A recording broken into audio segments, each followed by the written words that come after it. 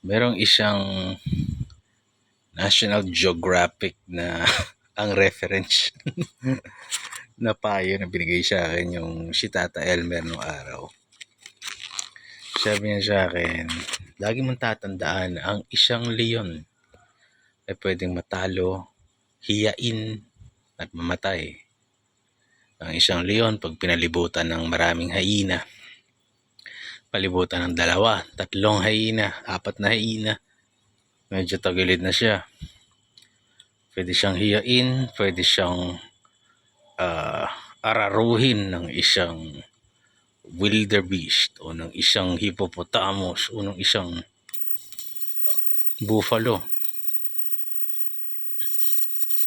Pwede rin siyang ma-injury pag sinipa siya ng giraffe o ng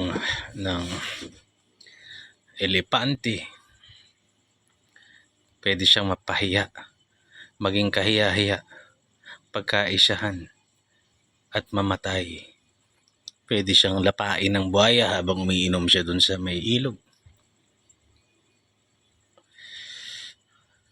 Pero siya pa rin yung leon.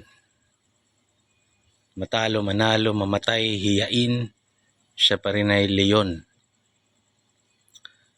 At sila pa rin ay under nung leon. Because the lion will always be the king of the jungle. Even if mamatay ka, yung saling lahi mo,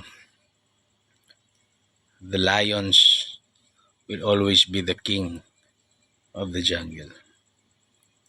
So sabi niya, always remember who you are, even in the face of embarrassment, of defeat, of hurt. God bless.